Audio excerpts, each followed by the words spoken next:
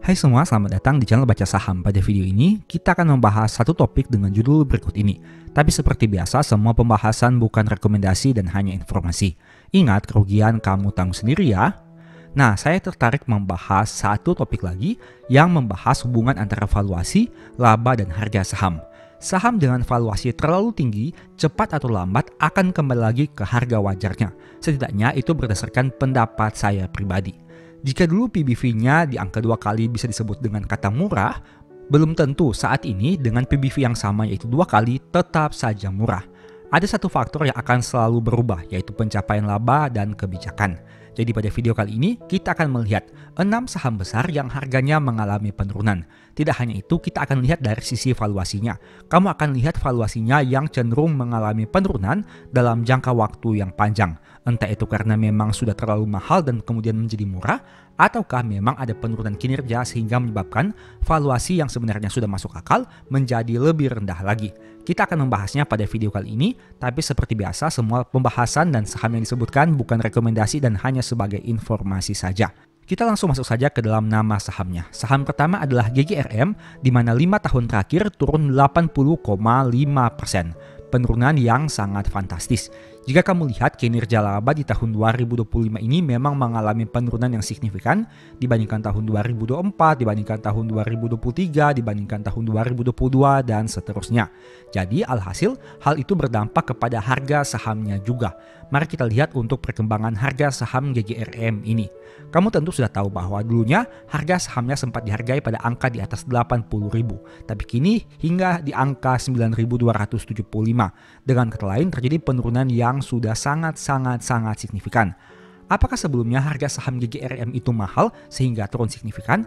Rata-rata PBV dalam 10 tahun terakhir adalah 2 kali. Dan jika kamu lihat pada tahun 2020 sebenarnya PBV-nya masih berada pada angka di bawah 2 kali. Tapi pertanyaannya, apakah angka di bawah 2 kali itu tidak bisa turun lebih rendah lagi? Pada kenyataannya saat video ini dibuat, GGRM di angka PBV 0,29 kali. Apakah dulunya kamu pernah menyangka GGRM bisa di angka PBV serendah ini?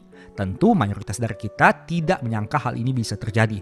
Tapi hal tersebut bisa berubah karena secara pencapaian laba memang GGRM mengalami penurunan yang sangat signifikan dibandingkan beberapa tahun terakhir.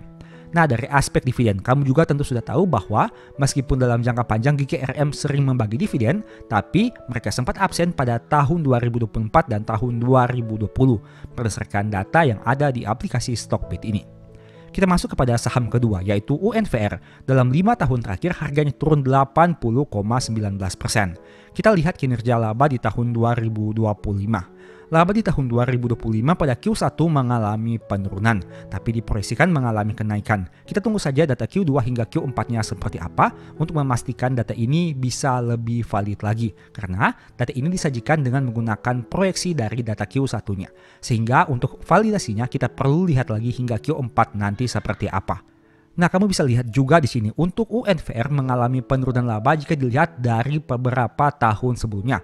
Sempat menyentuh angka laba 9,1 triliun, turun menjadi 7 triliun rupiah, turun lagi menjadi 5,7 triliun rupiah, turun menjadi 4 triliun rupiah, dan turun hingga ke angka 3,3 triliun rupiah. Di tahun 2025 kita lihat saja nanti harga sahamnya akan bergerak pada angka berapa. Kita lihat juga dari sisi pencapaian laba perusahaan ini. Nah, dari sisi harga saham kamu juga tentu sudah tahu, UNVR sebelumnya sempat di atas angka 10.000 tapi kini hanya di angka 1.595. Terjadi penurunan yang sangat signifikan. Kamu tentu juga sudah tahu bahwa UNVR ini memiliki valuasi PBV yang cukup premium dengan angka rata-rata 44 kali. Tentu saja angka ini sudah sangat tinggi dibandingkan saham-saham yang lain. Bahkan saat video ini dibuat dengan penurunan harga yang mencapai 80%, valuasi PBV-nya masih di angka 18 kali. Nah, tapi sebaliknya, menariknya UNVR ini merupakan salah satu saham yang konsisten membagi dividen. Meskipun angka dividen per share-nya tentu akan fluktuatif tergantung dari laba yang mereka capai. Saham ketiga adalah HMSP yang masih turun 64% dan berada pada angka 605 saat video ini dibuat.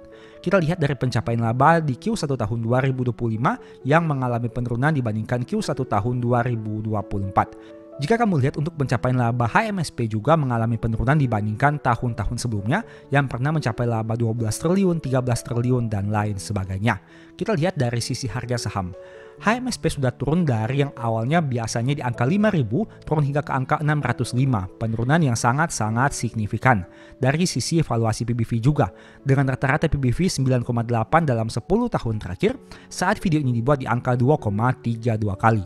Dan PBV saat video ini dibuat juga belum bisa dikatakan sangat murah karena masih di angka 2,3 kali dan masih ada potensi juga untuk mengalami penurunan yang lebih dalam lagi. HMSP merupakan salah satu saham yang konsisten membagi dividen dalam jangka panjang.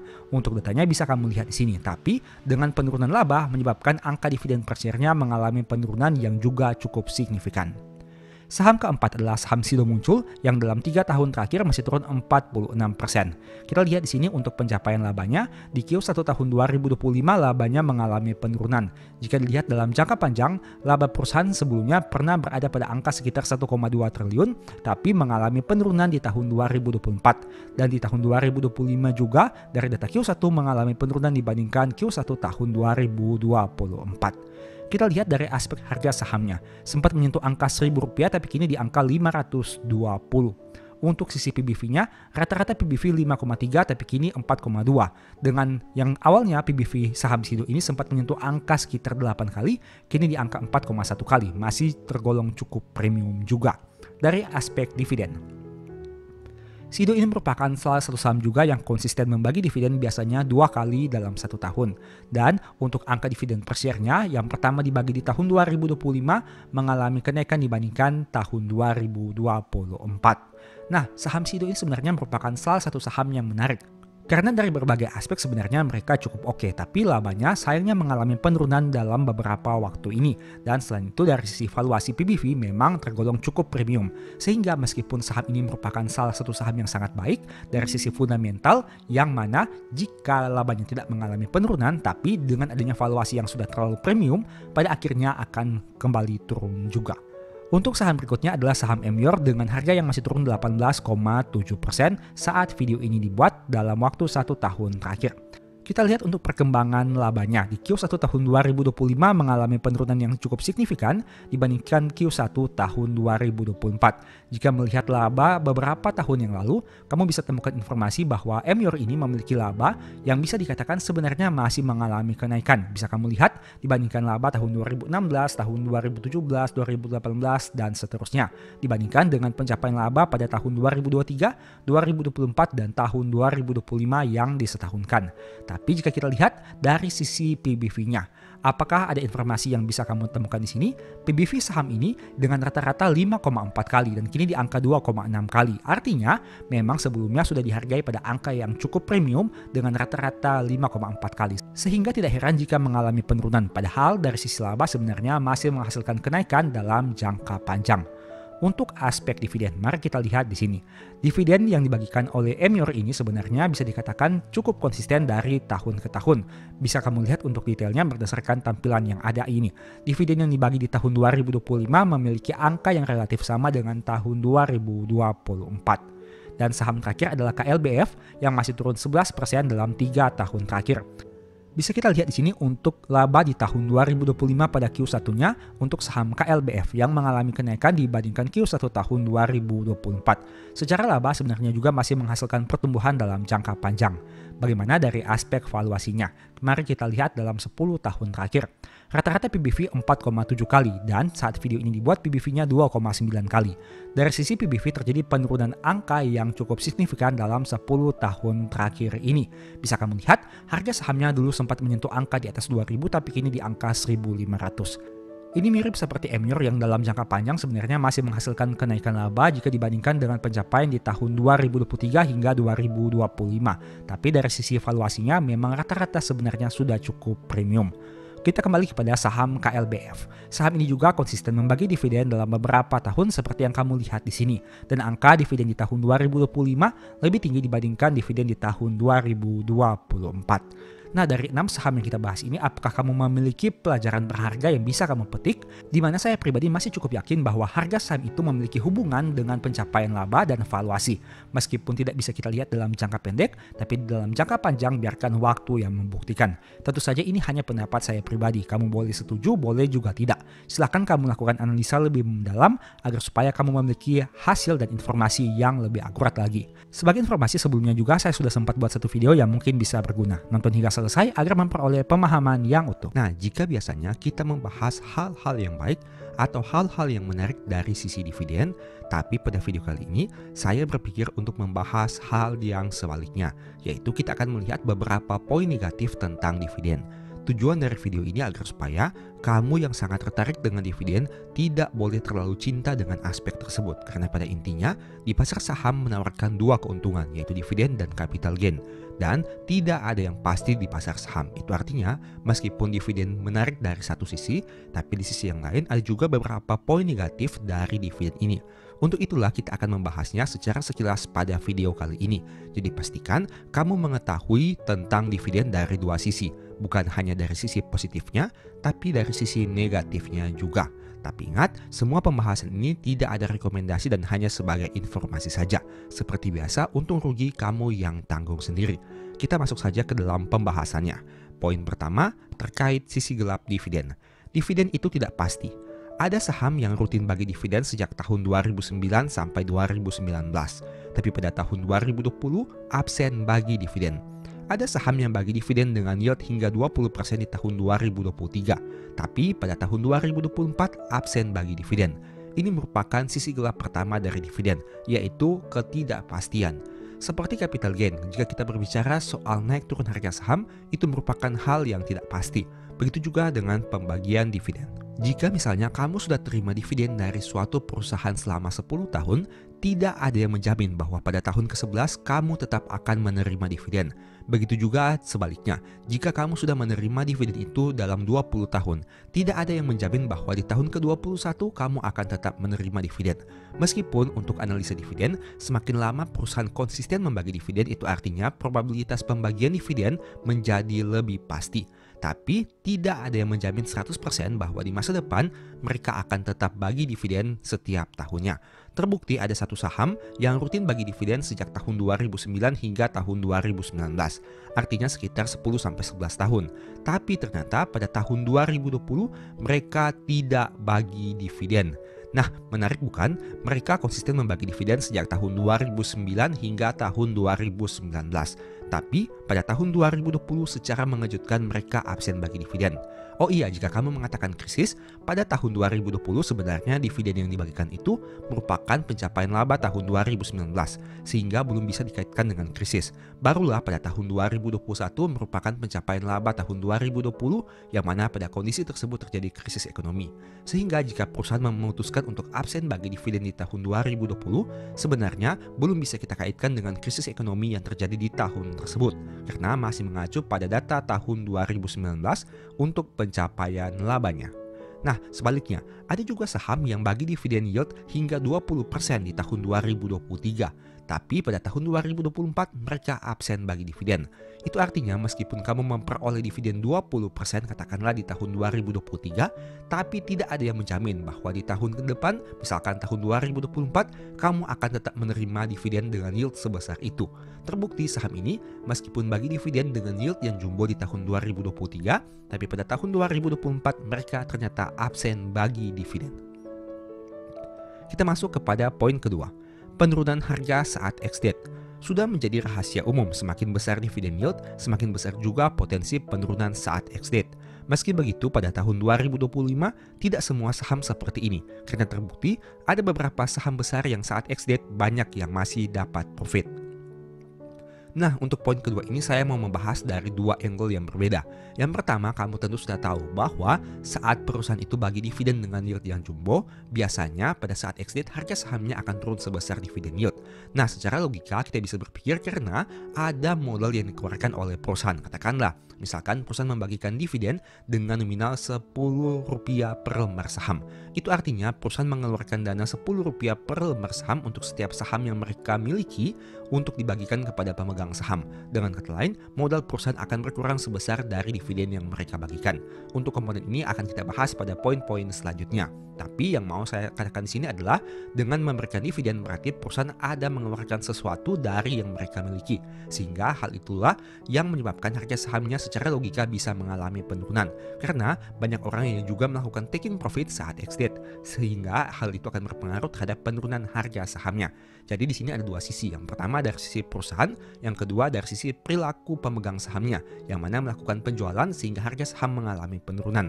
Tapi seperti yang saya katakan tadi, di tahun 2025 ternyata muncul anomali karena seperti video-video yang sudah pernah saya bahas sebelumnya, ada beberapa saham besar yang dengan dividen yield yang cukup tinggi, katakanlah di atas 7-10%, tapi di tahun 2025 ini saat exit, mereka dalam hal ini pemegang saham banyak yang memperoleh profit. Alasannya karena sebelum exit harga sahamnya memang sudah turun signifikan dan berangsur-angsur naik pada saat pengumuman dividen, sehingga pada saat exit meskipun harga sahamnya kembali turun, tapi mereka masih memperoleh profit yang cukup maksimal. Nah, contoh katakanlah, misalkan sebelum ex-date atau sebelum pengumuman dividen, katakanlah sebelum cum-date, harga sahamnya pernah turun hingga ke angka Rp2.000. Nah, saat cum-date, harga sahamnya naik hingga ke angka Rp3.000. Itu artinya terjadi kenaikan yang signifikan dari Rp2.000 ke Rp3.000.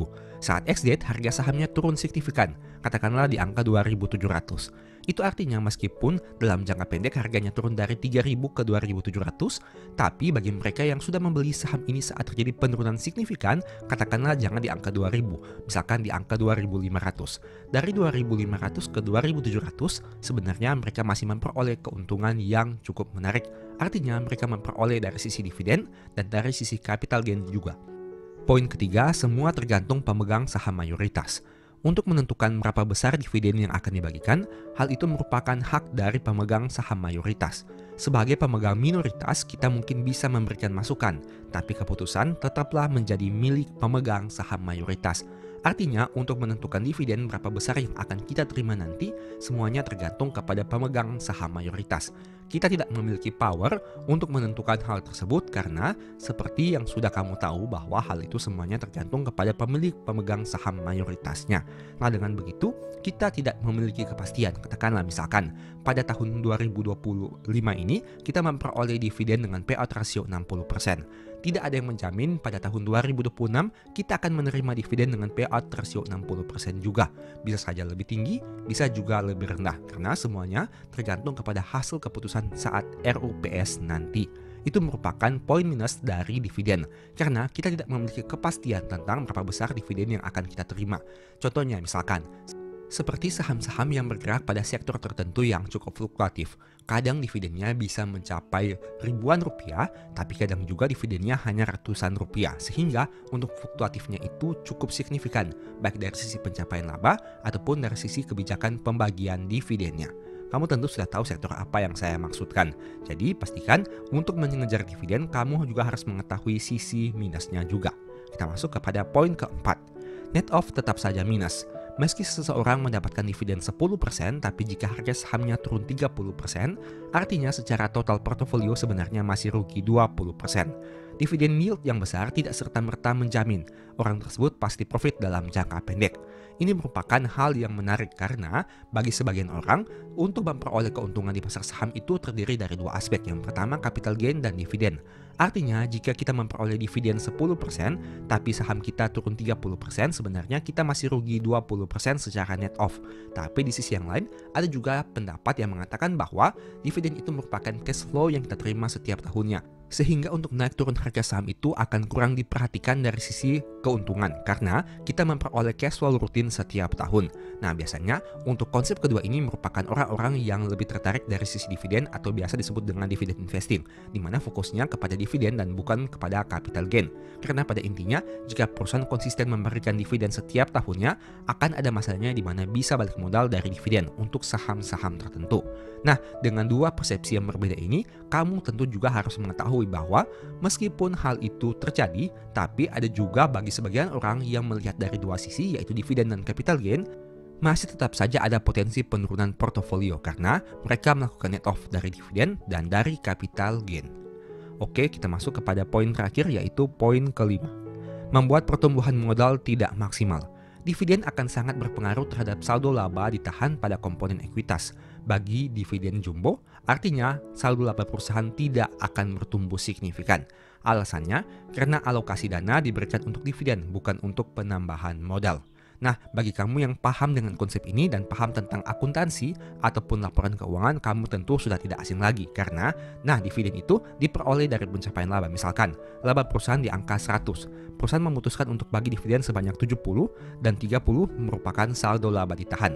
Katakanlah saldo laba ditahan perusahaan itu awalnya adalah 500. Nah, dengan kondisi seperti ini berarti perusahaan hanya bisa menabung 30 dari pencapaian labanya Rp100 untuk saldo labanya. Itu artinya saldo labanya akan menjadi 530 dengan komposisi seperti ini. Tapi bagaimana jika sebaliknya? Jika perusahaan bagi dividen 30 dan saldo laba ditahannya adalah 70. Itu artinya saldo laba ditahan perusahaan bukan 30 melainkan 70 yang menyebabkan modalnya juga bisa bertumbuh dengan lebih signifikan. Nah, dari poin kelima ini kamu tentu sudah tahu bahwa dividen itu akan ada hubungannya dengan saldo laba ditahan di komponen ekuitas. Karena dengan semakin banyaknya dividen yang dibagikan, artinya akan berpengaruh terhadap semakin tidak signifikannya saldo laba di ekuitas yang bisa bertumbuh. Nah, saldo laba yang kurang bertumbuh di komponen ekuitas ini akan berpengaruh juga pada satu aspek, yaitu PBV. Seperti yang kamu tahu, PBV merupakan komponen dari dua elemen, yaitu yang pertama adalah price atau harga saham, yang kedua adalah book value atau modal per lembar. Dengan kata lain, modal per lembar ini akan berpengaruh jika saldo laba ditahan kurang signifikan bertumbuh. Meski begitu, kita harus melihat signifikan atau tidaknya hal ini berdasarkan perhitungan dari saham yang lebih spesifik lagi. Yang jelas, saya mau menyampaikan suatu konsep sederhana kepada kamu bahwa dividen itu akan berkaitan dengan saldo laba. Saldo laba itu akan berkaitan dengan valuasi. Jadi, semuanya tergantung kepada kamu sendiri. Apakah kamu ingin menerima dividen yang jumbo, tapi di sisi yang lain, ada potensi saldo laba perusahaan tidak bisa tumbuh dengan signifikan. Begitu juga sebaliknya. Semuanya tergantung kepada hasil analisa masing-masing investor. Karena ingat, di pasar saham, setiap investor punya cara pandang yang berbeda. Sehingga hal itulah yang membuat harga saham bisa naik dan turun. Jadi tidak ada benar dan salah di sini, yang jelas karena intinya kita hanya fokus kepada pertumbuhan portofolio dalam jangka panjang. Semoga video ini bisa memberikan manfaat baru kepada kamu. Demikianlah pembahasan singkat pada video ini. Selalu ingat bahwa semua saham dan pembahasan yang ditampilkan bukan rekomendasi dan hanya bersifat edukasi. Segala risiko kerugian menjadi tanggung jawab kamu sendiri. Mohon juga agar dapat mengecek kembali data yang ditampilkan karena bisa saja terjadi kesalahan pengetikan atau pengambilan data. Di video berikutnya ini dibahas materi apa lagi? Tulis di kolom komentar ya. Berikut ini beberapa list ebook baca saham. Pertama, psikologi saham. Kedua, stock for living. Ketiga, strategi nabung saham. Keempat, the stock market. Dan yang kelima, cara analisa laporan keuangan. Info pembelian silahkan chat saja pada nomor WA yang tercantum pada video kali ini. Sebagai informasi, kamu bisa support channel ini dengan cara melakukan pembelian produk apa saja di Shopee menggunakan link yang diklik pada video ini. Produknya bebas. Thank you.